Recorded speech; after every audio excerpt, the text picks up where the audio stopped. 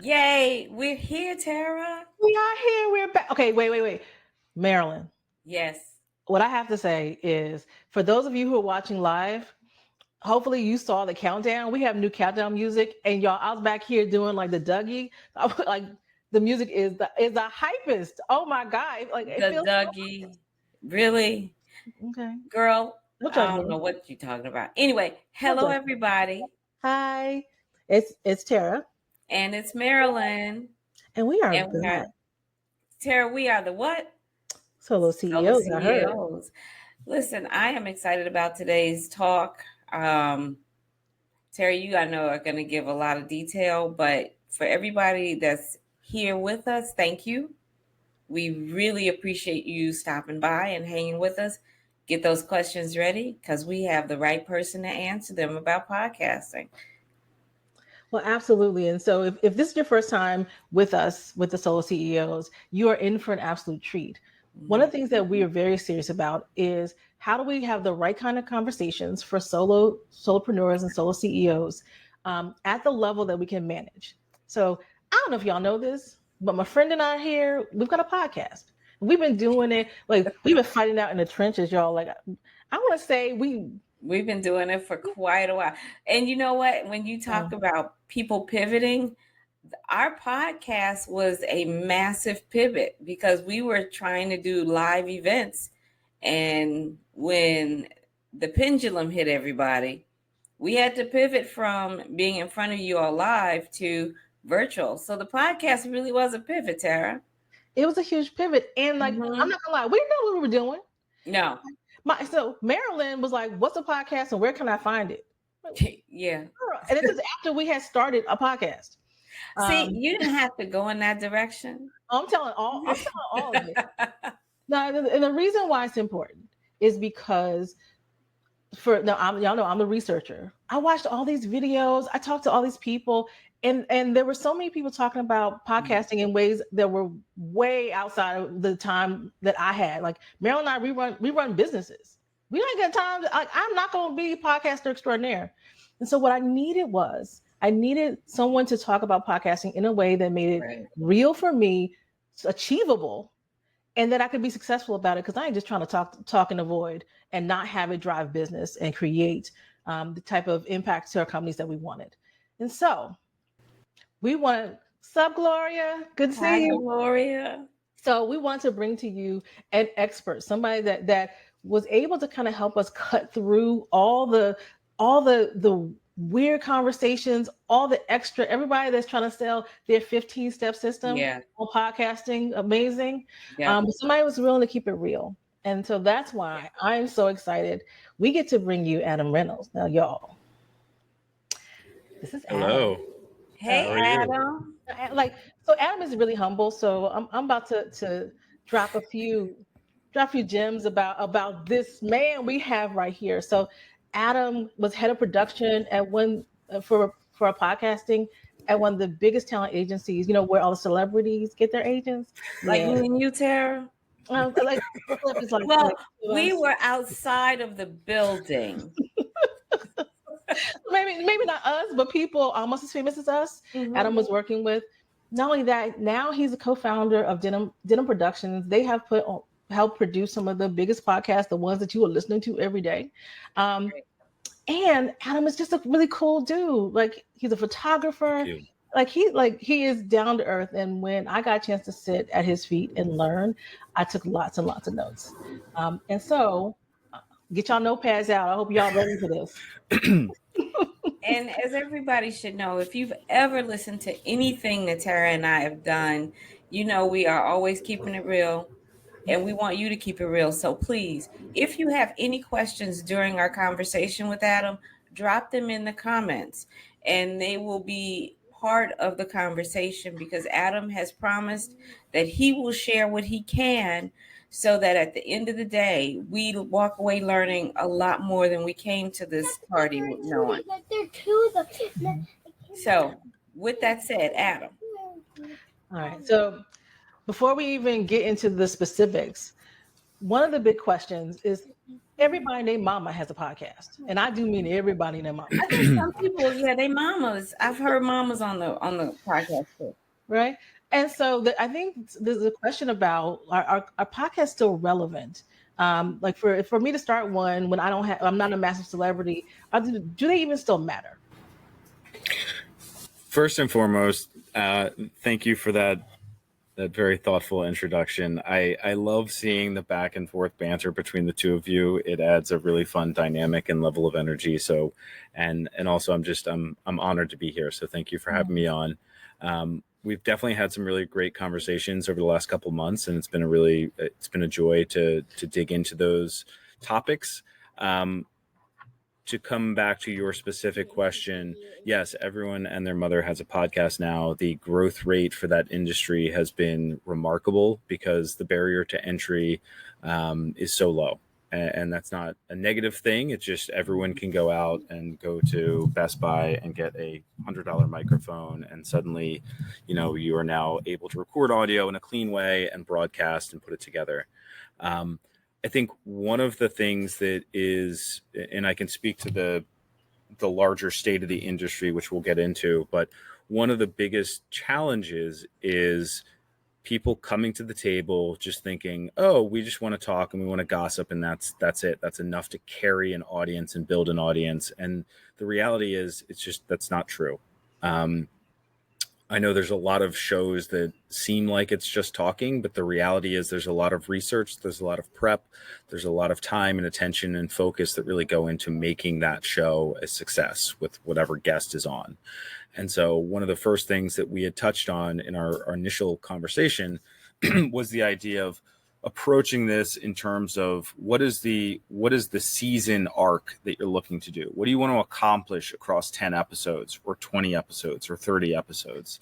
And how do you start to map that out from a strategic standpoint, especially if you are a company or your business and you have a very clear marketing goal or directive or KPI that you're trying to hit? Like what is the strategy and how do you position yourself as a thought leader in that space? So that's kind of the overview, and I hope that sort of answers. Happy to dig deeper, but we'll toss it back for some more questions. So Adam, I'm not going to speak for everybody, but when Tara and I started talking about podcasting, and after like a half of a conversation with you, she came back and she said, podcasts should be in seasons. And I said, seasons? She's like, because it's a show. I was like, oh my God. So how unstrategic were we?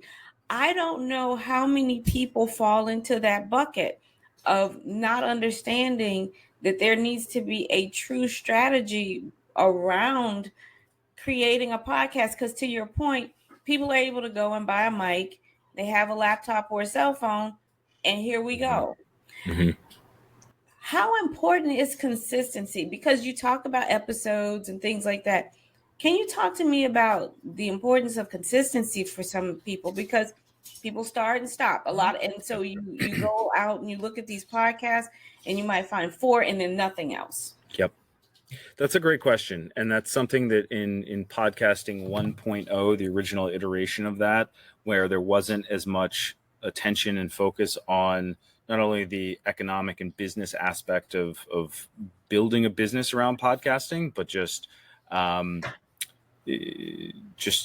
the market also wasn't as saturated. I think you could be a little bit more lax in terms of releasing episodes. But nowadays, especially in the more commercialized space, you have to think about what is the strategy and how consistently are you going to be releasing episodes? Is this a show that comes out once a month where you have a big sit down interview with a very special guest and it's very in depth? Is this a weekly show? Is it a bi-weekly show? What is that structure? And you have to, I think, especially as you're starting out, you have to be realistic about what can you take on? What can you actually do? And the big thing is from a network and buying standpoint, companies like iHeart or Audible, less Audible, but iHeart, Odyssey, any of these big podcast networks, they want consistency. They want a weekly show that's going to come out so an audience knows, great, 9 a.m. on Wednesday, I can tune in to this show. And the reason for that, and this gets more into the business model of it, is the economics and advertisers, because they want to know that eyeballs are coming to the table and that there is a consistent time and place for the show to exist. So taking a step back, it says, as you're thinking about the ideas for, again, whatever show you want to do, what is the commitment that you can realistically make and stick to that? And what we always advise is, rather than doing, cool, I recorded an episode, let's release it, you're now in this position where you're kind of behind the 8 ball, because now you're rushed to get the next episode recorded and get that out. What we always advise at Denim is, and we were doing the same thing while I was at UTA, it's, you should, before you even launch, you should aim to have anywhere from 4 to 8 episodes pre-recorded and done. Wow. And that way, that's crazy. So we have to have that many different conversations. I mean, it's smart. It makes sense, as you pointed out, but wow. It gives you a buffer, and it guarantees, like, great, I have 8 weeks of shows that are going to be coming out.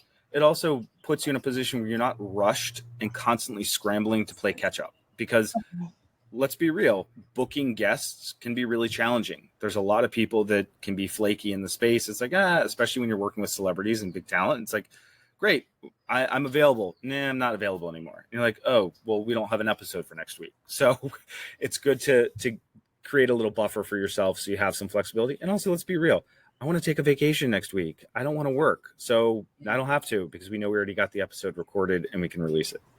Okay, so I'm hearing a couple of things that I want us to kind of dig a little bit deeper into them. So first thing I heard you say is, like, for the really big podcast networks, the media out there, in order to get sponsors, like, they are grinding through on a weekly basis lots of content. Now, I'm not that kid, right? And so so number one, for a business like my size, does that mean I should not be looking at sponsorship as monetization up front, because it sounds like it's going to take more than I honestly want to do or even can commit to with my business? Is that what you're saying? It depends, and I think it's obviously everyone has a different need and structure for the show, and I think this is where it comes down to what is the intention of you creating a show? Is it to build a commercial business around podcasting, or is it to help leverage and market the business you currently have?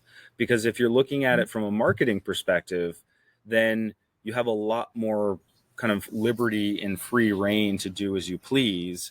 And again, I would say, how do you create a show and a season that is structured around your marketing goals and reaching your target audience and your demographic that you need to draw in for business?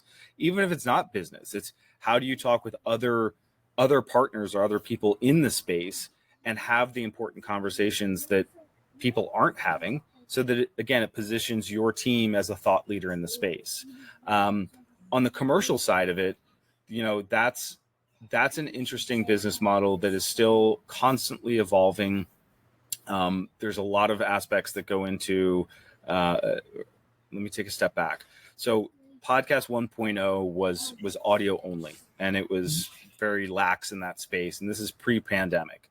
The pandemic obviously picked up and drove podcasting numbers a lot higher because everyone was home. There's a lot of creatives that are trying to create and drum up business and do things.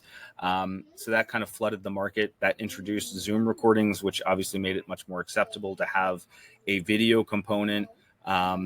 Still not of like the top tier caliber, but now we are in this premium space where these are no longer video podcasts. And again, this is on the bigger commercial scale. So like an Alex Cooper, Rule Breakers with Soraya, a Stephen Bartlett. These are now in the again, no longer video podcasts. These are premium digital talk shows. We're in this space where you start to see they are not just delivering high production value video, but they're starting to get ready for secondary licensing. So what you're going to see happen over the next couple of months and years is a big shift of podcasting, especially folks that have a very large database, go from traditional YouTube to a Netflix, to a Hulu, to a Roku TV. Stephen Bartlett has already done this with Roku TV, I believe. Those streaming platforms need more content for less money. The economics of podcasting are honestly cheaper than doing a TV show. So How do we take these premium digital talk shows and move them to the big screen? And so, for context, I've had the pleasure of working with Alex Cooper. I've consulted with her on a few things. The biggest is we did a big studio build for her in January of this year. It's a whole studio upgrade. I can honestly say that from like a tech standpoint, she has one of the more state-of-the-art studios in terms of media redundancy, camera quality, all of that, lighting.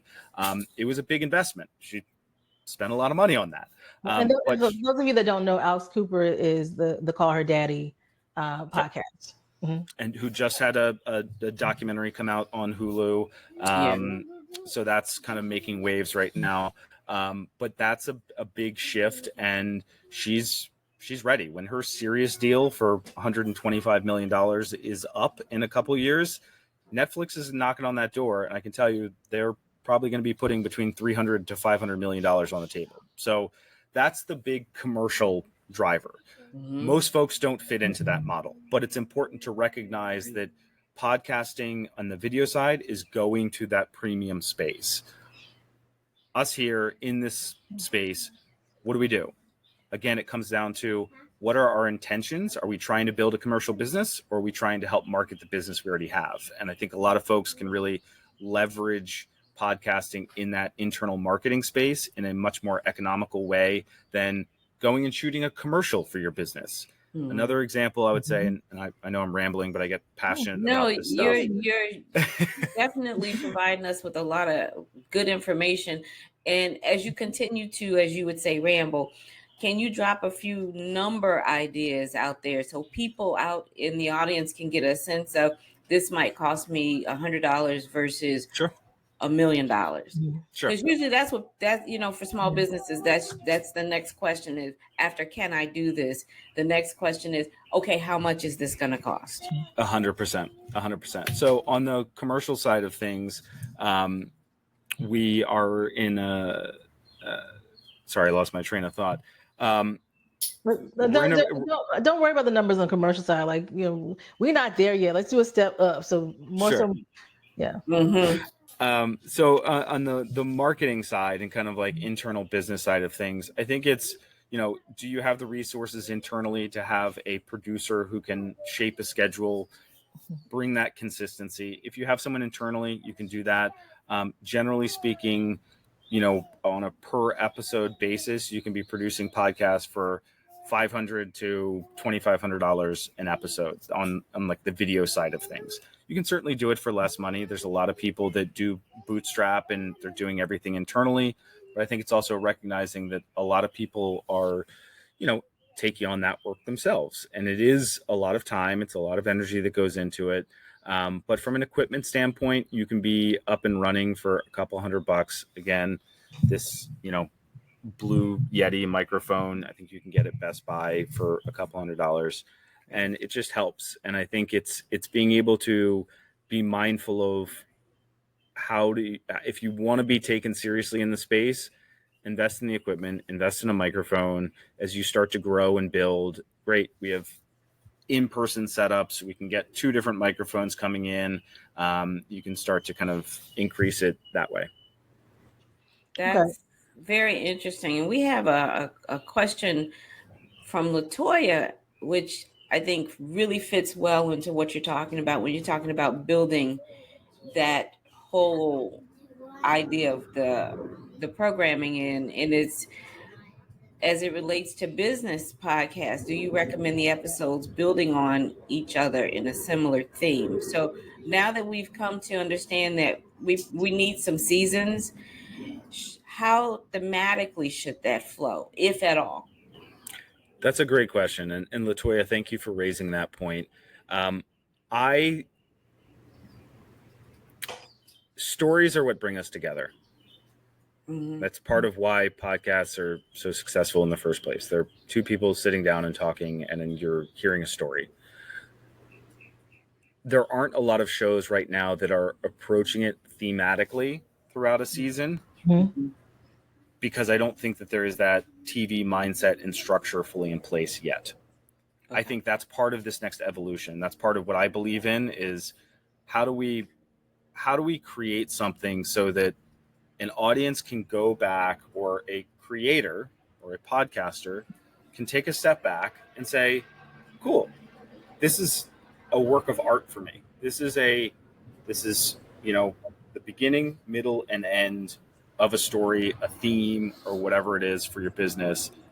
I think that not everyone in the audience is going to pick that up and understand that, wow, thematically there's something here, but that's really important. I think if you can point to that and show that there's focus in the messaging that I'm trying to bring, that's ultimately going to help your business, because it's saying to a customer or potential customer, oh, wow, they're efficient. They know what they're trying to communicate. They know how they're trying to get someone from point A to point B. And, a lot of that also comes down to booking guests and how you can do it, but take the time to prep and figure out what is that season arc and the messaging that you want to communicate over the course of 10 episodes, 20 episodes, whatever it is. Okay, so I love this idea, and as a business person, I think I struggle with what is the narrative arc over a season for my business. So, like, let's say I'm a marketing consultant, and I go into companies and I help them figure out their branding or any of those things. Like, what would, I'm putting you on the spot, I know. So I'm sorry. But, like, what would an arc look like? Like, what does that mean to have an arc for a service-based business or a business of any sort? Great question. You talked about branding and marketing, right? Mm-hmm. What is branding? What is marketing? What does that mean to you? Let's start there. Lay that foundation, lay that groundwork, and then, okay, as a marketing or branding executive, what is your day-to-day? What is your creative process? And chunk that out into different episodes so that not only are we getting a sense of, like, holistically what your company does, but we're getting a sense of what your process is. And I think people would then be able to relate and say, oh, wow, I absolutely love what she's bringing to the table and the way in which she approaches this. Talk about how you're engaging with your clients. What is that dynamic? What is that relationship? How are you giving feedback? How are you receiving notes from them? How are you addressing overages in the process? Like, cover every aspect of it and think about it as, like, you're an expert in this space. And I can say this because I often lose sight of this, and that's why it's like, this is the first time speaking to these things, is you don't realize how much information you typically retain. And to people who aren't in that space on a day-to-day basis, for you it feels like, oh, it's redundancy. This is not that exciting. But then you're like, oh, most folks aren't privy to this, and that goes across any industry. So break it down as, like, those famous, like, Spanish for Dummies or Accounting for Dummies, those books. It's actually a great model to be thinking about and following, is how do you simplify it and start to just convey a message and communicate in a way that the everyday person who isn't an expert in your space gets to know you and your business. So season 1 could be like, this is how I work. And then season 2 could be a particular problem or a particular aspect of how, okay, so that each one could have a narrative space. Because I do think that people worry that if I'm trying to get my whole story out, I need to show everything in, like, up front so that people buy and they know everything. But I love the idea of making it a narrative arc so that they'll get enough to want to work with you. It's a slow burn. It's not, this is where it's also really interesting. And this is, as branded content is continuing to come to the forefront of financing a lot of commercials and entertainment right now. It's hard to convince traditional advertisers to not do a commercial, because they're so used to, like, oh, we have one shot, we have one spend, we got to communicate all of this messaging in 30 seconds. Guess what? The audience doesn't fucking care anymore. Like, sorry for cursing, but welcome home. we're smarter than that. We want something. We want authenticity. We want meaning. We want a reason to come back. We want a reason to believe in the brand. And I'm working with one particular agency right now that deals with a lot of speakers, and they're dabbling with, like, okay, well, how do we get into the podcast space? What do we do? It's like, well, what are some of the biggest problems you see across this industry? Well, there's no way to communicate and broadcast. How do we highlight the people that are on our roster? It's like, well, you put them on a podcast. You have them as guests on the show. You have a host who's there and can ask questions that highlight their specific speaking niches or whatever their, very specific perspective is. And you draw that out and you just let people see like, oh, wow, this company or this agency is a thought leader in this space. And it's that consistency. It goes back to episodic releases over a period of time and being consistent with those releases, knowing that it's not, it's one episode, here's everything, I'm done. No one cares. It takes time to build the audience. And so listening to you really meticulously talk about how this is created, Tara's worked with me long enough to know my brain is going, okay, so how can I implement any of this into AI? How do you, because as a small business owner, where we are specializing in solopreneurs, but we do have people that work with and for us at times. We have to make sure the lift isn't too heavy. Mm-hmm. So AI has been a godsend for many, including me. And so I'm thinking through this and I'm like, so how could I do some things utilizing AI technology to kind of help me along before I call you? Mm-hmm. I love this question. And this is, I use it every single day. Yay, you're my hero. I love that. I'm happy to admit that and acknowledge it. I think there's so much creative prep and mm-hmm.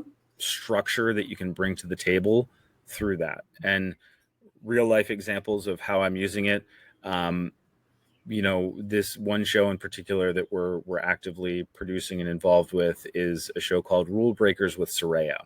And Saraya is a former WWE wrestler. She's been in the States since she was, I want to say 18 years old. And, she's retired from wrestling, but she has this incredibly loyal fan base of over 6 million followers. And she's looking to rebrand and figure out the next chapter of her life. And so part of that creative process is getting, what is Saraya's tone? She's a goth wrestler. I knew nothing about wrestling. So this is all new to me. I had to do a lot of research. 100%. And she's unique in the space. And it's like, okay, well, what is her tone? So setting up a chat GPT system where I can effectively, and sorry, my son is crossing in frame here, setting up a chat GPT model where we have taking all of the information and research for Saraya, being able to dump it into an AI model that then says, okay, it's trained on who Saraya is. It knows her tone of voice. It knows how she speaks in interviews. It knows all of those things.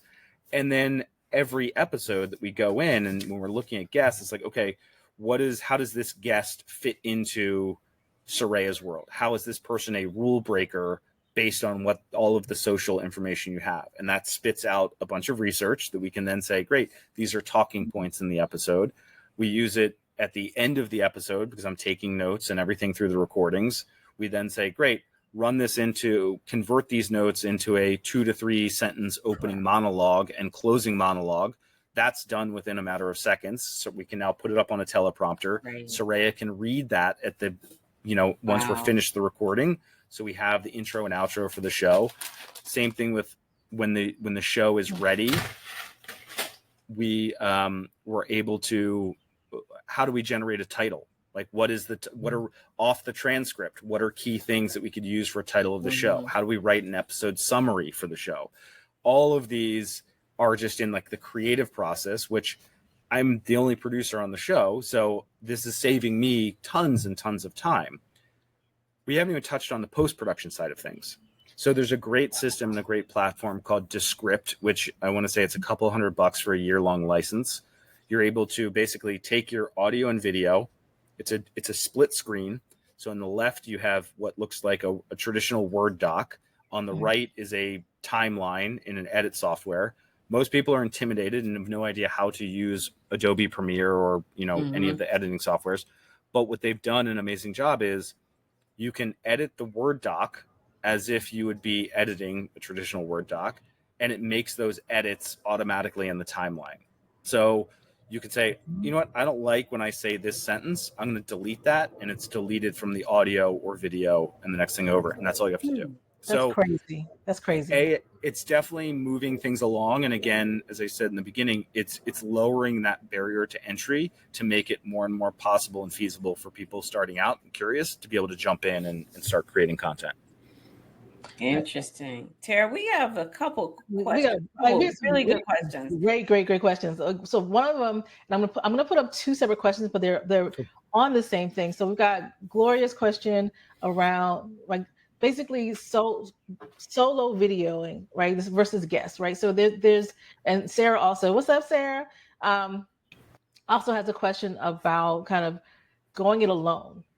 I think for a lot of people, whether it's because they want to build the authority themselves or just from ease, this idea of being a solo podcaster, man on man, woman on woman to the screen is something that is appealing. But is it something that still works, right? Is it a remnant of podcasting 1.0, as you're saying? Or is this something that an audience would even be attracted to now? 100%. It depends on who your audience is. And if you look at, there's two case studies. While I was at UTA, we helped launch a show for Lucy Fink called The Real Stuff with Lucy Fink. She's very much an influencer based on the East Coast. She's done very well for herself in the TikTok and Instagram space, but she wanted to do a podcast. She comes from a family. Her dad was a radio DJ, and she's very familiar with that. We found that, and this brings up another point, actually. We found that as we launched the show, we worked really hard to have guests on, but we found that her audience was actually more engaged when it was just a solo episode with her. Really? 100%. And that's something that a lot of podcasting, because you're not so rigid and set in your ways, there's a lot of A/B testing. So you're getting feedback pretty quickly. But then you start to make changes and you say, you know what, this isn't working. Or the fans, they want more AMA episodes, Ask Me Anything episodes. They want to hear more from the people that are hosting the show, because a lot of times this is a more intimate way to feel connected to those people. And at least on the commercial side. Now, again, I think it varies in the marketing and business side of things, but at the same time, don't be afraid to ask your audience. Ask them that idea. You know what? Earlier I was telling Tara, I like to listen to podcasts because I like to feel like I'm the person at the table next to the people having the conversation. And what you're saying, it does make sense that there are a lot of people that want to be the person next to the conversation being had so that they can, well, we're nosy. And, and when it comes to the business side, though, learn about certain things. So just the idea of the solo piece, that's really interesting. And then I'm leaning into what Donna asked about, is it worth then having a studio? Is it worth going out and having a studio versus just doing something in your house? Renting space in a studio. Renting a space, yeah. Great question. I would first like to take a step back and just say, I think you bring up something that's incredibly important, and that is your own personal preference. Do that. Whatever you respond to most as a podcast listener, pursue that structure, because that's the most authentic to who you are and what you respond to in terms of listening. So if you're able to create something that's in that space, it's going to feel more natural and at home to you. And I know it sounds very basic, but make what excites you and just put your own spin on it. Going back to the studio or at home space, it really comes down to budget. I mean, there are people that are out of the gate and spending, studios can cost anywhere from $250 to $350 for a couple hours in a studio. Let's be real. Not everyone has that kind of budget to go and time to go to that space to do that. What we found recently with like a lot of UTA clients is we've actually been going in and doing a lot of home studio builds. And Really? yeah, and if you think about it, it makes sense. It's like, why would they invest in going to a studio every time? I see it. Thank you. Whereas you can have it in the comfort of your own home, and whether that's in a spare bedroom, a garage, or an extra room like an ADU, you can easily set those up and get that up and running for a wide range. For example, for Soraya's show, that build, and this is again a little on the higher side, but to give you guys a range, that build was about $35,000 to paint, set dress, lights, cameras, all of that stuff. It's a state of the art. It's ready for, it's 4K. It's ready for that secondary licensing and streaming. Alex Cooper's build, north of $300,000. Yeah.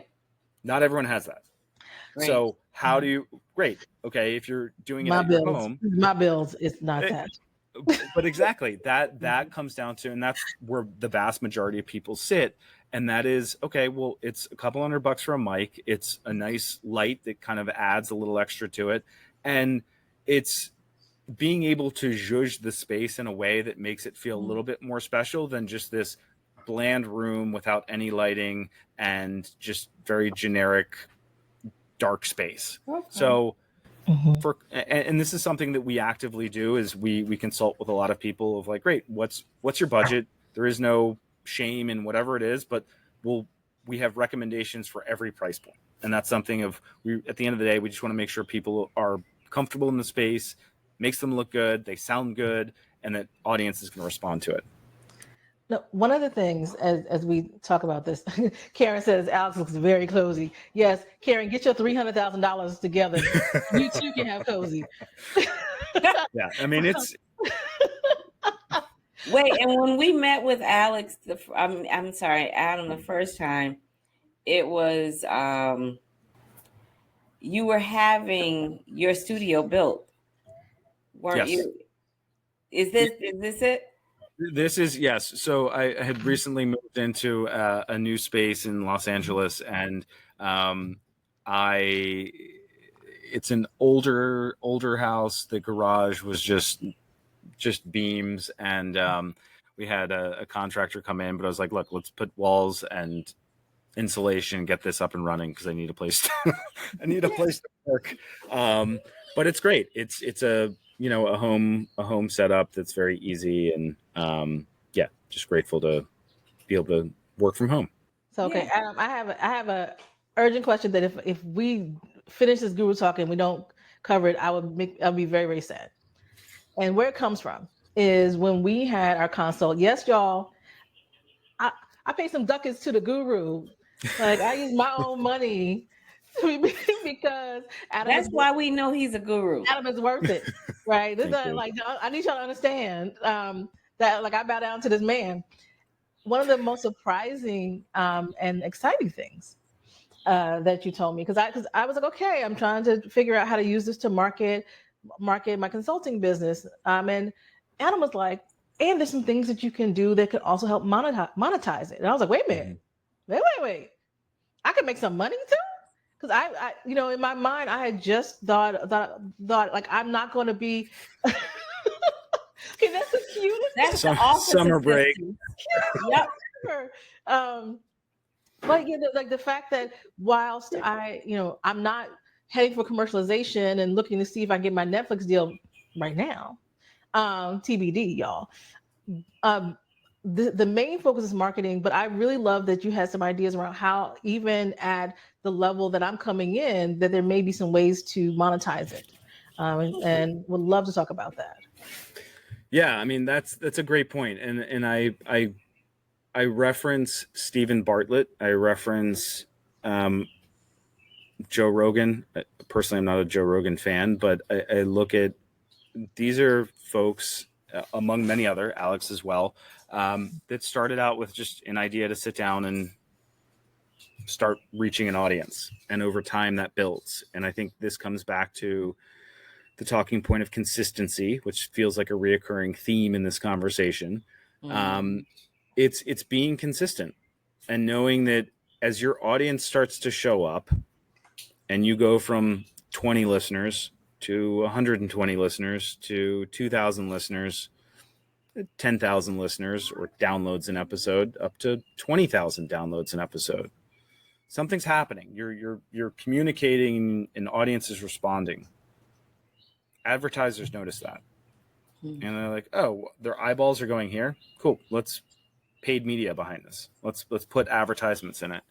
And there's a couple different paths right now. The two most immediate are, trying to get a podcast network to the table and either offer you a minimum guarantee, which is money up front to go make your show, or, hey, we're going to sell ads against this and help you earn revenue.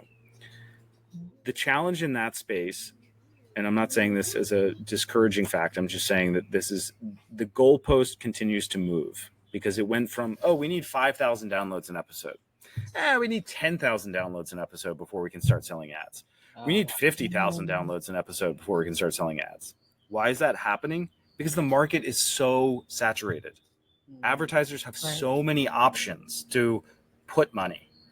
We're very fortunate for Soraya's show, Rule Breakers. We Cash App, we're effectively 12 episodes in, and Cash App was like, hey, this is gaining traction. We want to put money behind this. Here's $30K to go make a couple of ads and incorporate them into your show. Again, not every show gets there. Very fortunate to see that firsthand, but taking a step back from that, in the more immediate space, and this is what puts YouTube at kind of the forefront, and there's a larger kind of like media summary here that we're coming to, is that you can, if you're recording video and you're putting it on YouTube, you can start monetizing at a fairly low number. And that's simply, great, here's video, the show's out, it's gaining traction. Guess what? I'm making, I don't know, a couple $100 off these episodes and ads, or a couple $100 a month, and that's great. And I think it slowly gets there, and just knowing that it does come down to consistency. It comes down to seeing the long-term vision, knowing that it's a marathon, not a sprint, and that you're eventually going to get there. And I think taking a step back from all of this is to say, look at the larger media landscape right now. Look at where we are with, hold on a second. Oh, please. Thank you. Look at the larger media landscape in that you had studio networks, Warner Brothers, Legendary, Discovery. They were all kind of dominating the space, and they were the gatekeepers.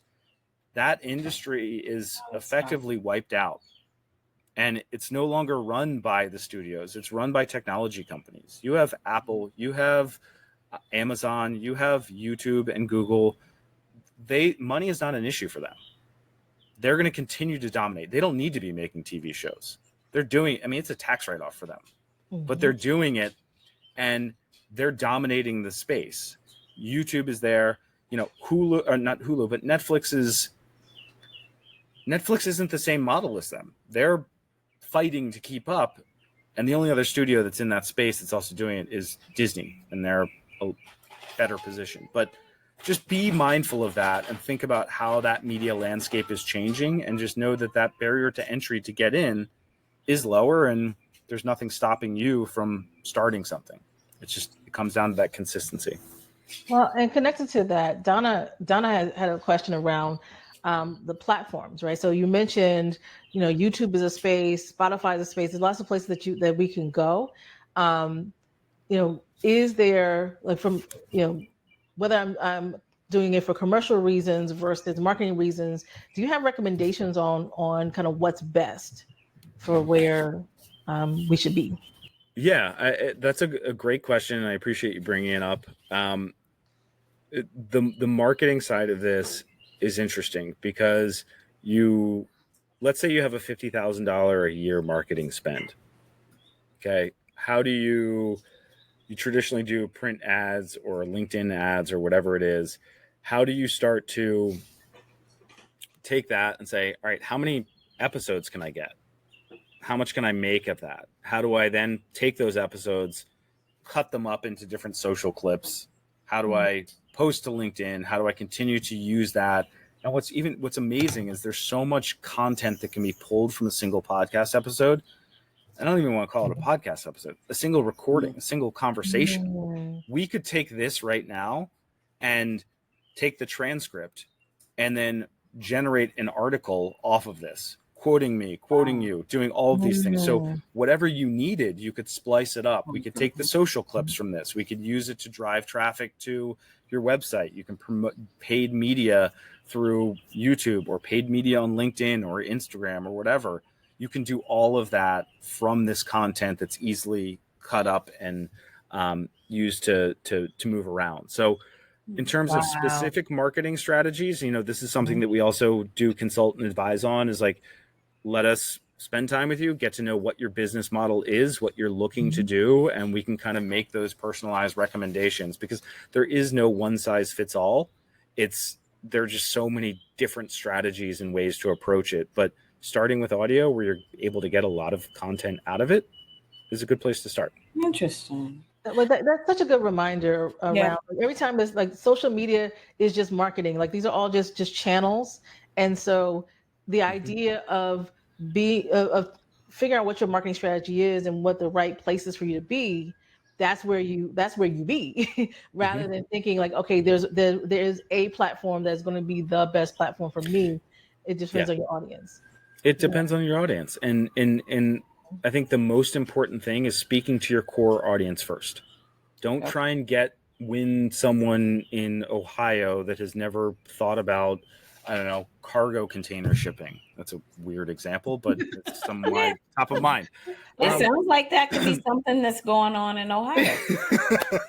But, figure out like, who is your core audience? Yeah. Who is your core demographic? Speak to them first, because what's going to ultimately happen is they will organically share that with other people in the space. If they're responding to it, they're like, hey, Jim, check out this like cargo container shipping podcast. Like, it's really interesting. Maybe we can change our business model. I don't know that's why he sounds like that, but I don't know if Jim sounds like that in Ohio. I'm not signing up for that, but yeah. That sounds, the way you break it down, I know I walk away and I go, well, why didn't we think of that? But that's because this is what you do for a living. That's what I do. And, this is the shameless plug. Before we even get into any more questions, I want you to just tell our audience what it is exactly, because I have all the details of what you do, but exactly how it is that you can help our audience.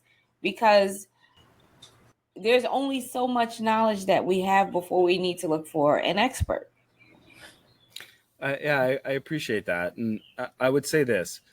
I come from 10 plus years on the producing side of comedy television. I spent a good chunk of time in advertising. I built an internal production company at an advertising agency that was very successful. I was in podcasting for over 4 years. I touch on a lot of different media aspects, and Denim Pictures was founded in 2020. We founded in February of 2020. We shot our first commercial 2 days before everything shut down for the pandemic. And we thought, well, that was fun. What we realized is that we were more nimble and more of a white glove service than a lot of these bigger production companies. And we were able to build business organically. We had a very loyal following and series of relationships with companies like Thrillist, Blavity, Ebony, Leaf Media Group, Meredith Group, these bigger media publishers. And so while we initially started in a lot of branded content and storytelling in that space and commercials in that space, we've since evolved and found like, there's more than just that. There's this 360-degree approach. And from a podcasting standpoint, I try to look at a TV model, scale it down to a commercial budget, and squeeze it into podcasting. And beyond that, what we've started to really focus on now that, I'm no longer at UTA, I was tasked with a really interesting assignment, I should say, before I left UTA, where I was looking at the agency and finding areas where the left hand wasn't talking to the right hand, and how do we solve some of these efficiency problems. And in doing that, I realized there's a big need for off-the-shelf content for brands and sponsors to come in. Great, we want to buy this, let's go make it, we're off to the races. Well, in doing that, we've also seen a really interesting positioning of the creator economy where creatives are down here, their content only gets to this level, brand expectations are up here. We slot in and help bridge the gap. It's not just a creative standpoint, it's also a generational aspect. We've seen a big trend recently, and again, sorry for the long-winded answer here, but we've seen a big trend recently of a lot of traditional news reporters. There's one in particular who is affiliated with New York Times, looking to go off, do their own thing. There's private equity on the table. They want to know, how do we go from like, hey, we read the newspaper, how do we get into this new era? Oh, okay, well, here's the strategy. Here's how we can help you build that, and start to look at them more as like media legacies and media empires. Shouldn't say empire, but like these larger companies. And that's what we're incredibly passionate about. And as I continue to get information and experience from, kinetic content that produces Married at First Sight and Love is Blind, like I was a consultant for them, helping them get their first show off the ground. I have all of this interesting perspective and insight, and it's like, how do we give this back? How do we share this and help inform the next generation so we're curating a better next generation of content that comes out? It's more targeted, it's more specific. So that's kind of the whole thing. There's consulting in there as well. There's a lot of strategy and everything else that we do as well. Well, and Marilyn, I can say like when I worked with Adam, what was really cool was I was like, okay, this is what my concept is for this podcast that I want to create, and this is what these are what my concerns are, and I was like, oh no, don't worry about this, or like you could just stop over indexing on this, or even he was like, hey, have you thought about what a membership might look like as a way to make money? Like there was some. So for me, it was very helpful just understanding, like I didn't have to get a PhD in podcast systems because I had somebody that, if I could even point me in the direction of if I needed to know more or less about something. And that was really helpful. And just to validate some of the concerns and questions that I had. And so I found the consultation just by itself massively, massively helpful. And along with that, Denim and Adam also do kind of more longer consulting for development. But even just that insight was incredibly powerful for me. Thank you. Adam. It is. Because Tara, how many times have people said, well, you should start a podcast? Or you've heard people say, well, I'm starting a podcast. And they think it really is just grab a mic, get on the internet and start yammering. And that doesn't work all the time. For some people, it does. Some people have that draw, but not everyone. And so stressing that there is a strategy behind it, that there are other things that you can do that can dovetail from it is really, really important. And without me continuing to talk, I want to make sure that we get all of the questions answered. All right. So we've got one. Let me see this one. Tara, very, very, very, very quickly, you mentioned something membership, and this is another revenue stream, subscription model, Patreon, Substack. If you're an expert in the space, news reporters are starting to do this more and more. They're publishing articles, goes X far, and then subscribe, and you're able to get the full article. That's another area that audio is going to continue to grow. Scott Galloway has also been advocating for Reddit and that space to break into podcasting. So that's another really interesting space to just keep an eye on and how that might get involved as a player. Nice. All right. So I think there's one question I think that we didn't get to. And it's really about kind of the audio versus video. Like we've talked a lot about video, and we know everything's going to video. Do you think that should be the focus if we're just starting out right now? Then really quick to add on to that, because you also do something with photos. So can you expand on that as well? Sure. Look, I think at the end of the day, don't break the bank to get started. If video is too much of a stress financially to get your show off the ground, don't let that be a barrier to entry. Like, start with audio. Get that out. Get your vision. Find your audience. Build that first. Don't let video be, preventing you from doing that. yes, ultimately video is going to be helpful because you're also able to get marketing assets out of that in a way that are a little bit more beneficial, and marketing assets across social channels. It's naturally baked in. It is going to cost you a little bit more money from an editorial standpoint, but if you're looking at it in terms of marketing dollars, it's kind of all going to the same place. So that's what I would say. Audio is perfectly fine to start. You just have to get a little bit more creative of what are the assets that you're making to help get your show out there and reach the audience. And, is there a YouTube version? And that's the challenge, is that a lot of people, frankly, like YouTube has been a sleeper and quietly sneaking up onto the major players in the space. But look at the numbers. YouTube is driving a ton of creative traffic, and people are going there more than they're going to their TVs for content. So you also just have to be mindful of, like, where is your audience? If they're on YouTube, then incorporate video and start to build that in and figure out, like, this is essential to our strategy. Nice. And then, sorry, the photo question. Photo, right. So exactly what is that? Well, I'm also a photographer.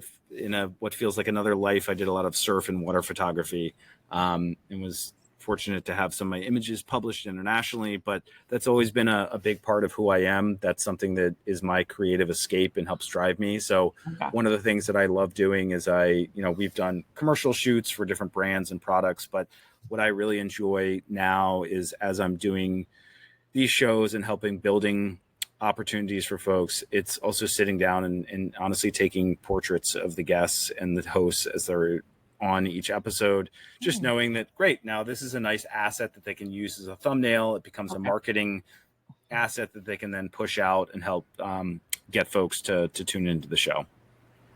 Gotcha. That's when I'm like, use everything you got. Right. All the skills. Spend the time. Adam, this has been so wonderful. Thank you. Team, we're going to give you a way to stay in contact with Adam. Don't worry about it, because I know that's the next question that everybody's going to have. But Adam, thank you. My pleasure. Thank you. I appreciate the opportunity. I genuinely love talking about this stuff. So, it gets me excited. This is a great conversation. And it's funny because I'm getting text messages too about people who are online who are enjoying the conversation, because there's not for especially small businesses, there are not a lot of outlets where you can go and get this type of information, especially at this level and at this detail. Usually it's just me talking to Tara and then Tara calling somebody, and then we kind of put it together, and then we try and drop it in AI and say, oh, this is it. Usually that's not it. I'm actually just an AI image, and this is all just prompt, so I don't know what you're talking about. This is a pleasure. I love it. Ohio, remember? Yeah. Jim, cargo shipping containers. Containers. All right, can't stand him. Never pays his invoices on time. Anyway. Terrible. All right, so y'all, Adam has been so gracious that he is actually offering the Soul CEO community a discount on his consulting. And so if you're interested in learning more about what Adam does and take advantage of the discount, jump on our mailing list. We're going to send out an email that has the link to the replay of this video, but it also will have the discount code. Incentive, my friends. Right. It's worth if nothing else, it's worth having a consultation with him. Tara and I walked away after speaking with him for an hour going, we didn't know that. Like, that's a thing. Like, we had no clue. And the wonderful thing is that when you're speaking with an expert, you learn the stuff that you didn't know. Like, you don't know what you don't know until you speak with someone in the space. So please join our mailing list so you can get that discount code and chat with Adam. All right. So in a minute, we'll put up a QR code so that you can jump on the mailing list easily. Again, Adam, thank you. My pleasure. Thank you both. You might have to come back because apparently I'm looking at the comments and they are like. Let's do it. I mean, the space is constantly evolving. As I said, it's A/B testing. Every day is different and things are unfolding. It's moving very quickly. So I'd love to come back and chat more again. Love it. Wonderful. Thank you. Oh, Absolutely. Um, and I have to say, Marilyn, I think Adam is people like Adam better than like us. I'm like, whatever. I'm looking at these comments. yeah. Thank you so much. We really appreciate you dialing in to us today, giving us the questions so we can share that information with Adam and just learning with us together. As you know, as solopreneurs, we have to learn together so we can grow together and be in community with each other. Absolutely. And so, y'all know the drill. Follow us, go to the website. Thanks again for tuning in to this Guru Talk with Adam Reynolds of Denim Pictures.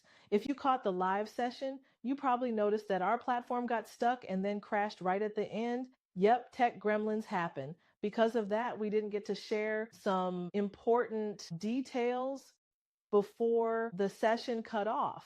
So we're pumping in here to say a few quick but important things. And if this conversation got you excited about podcasting or even more clear about your next step, Adam is offering an exclusive 10% discount on his services just for our solo CEOs community. Here's what's available. If you don't have a podcast yet but want to start one, you can book a podcast consultation call. It's a 60-minute one-on-one session where you'll cover what it really takes to get started: the strategy, the workflow, the budget, and the tools. Already have a podcast? Adam's podcast Audit and Customized Market Strategy is the deep dive you want.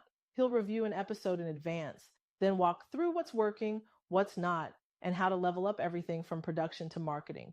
For your discount, use code SOLOCEO to book or get more info, email, and be sure to put Solo CEO in the subject line. Thanks again for being part of this conversation, and thank you again to Adam for showing up so fully for our community.